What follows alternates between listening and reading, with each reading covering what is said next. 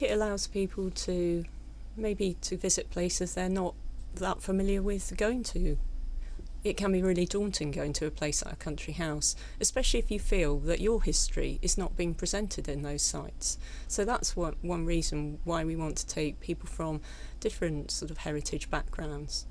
So it really is a challenge to the people who present heritage sites to really think more carefully about how they can include these diverse histories in their sites more effectively. Is there a real sense that heritage groups are currently not doing that enough?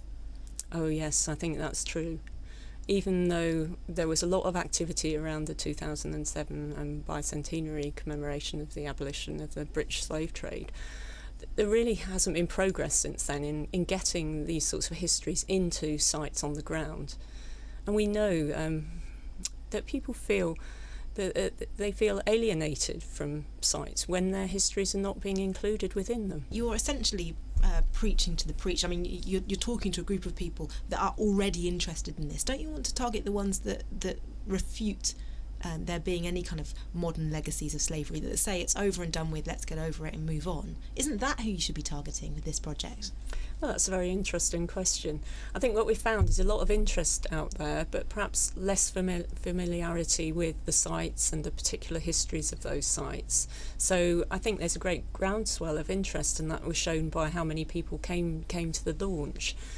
But I think it's bringing their knowledge to the attention of people who run these types of sites. So, for example, in the Cotton Project, we're working with the Derwent Valley Mills World Heritage Site and the Arkwright Society to try and sort of bring these global perspectives into their sort of publicity and their materials.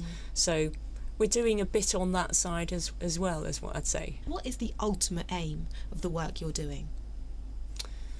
Well, I think we're trying to connect local people with the histories of places they might not be familiar with, and we're trying to put a challenge out to those people who are running sites like country houses and cotton mills to really take these global histories seriously.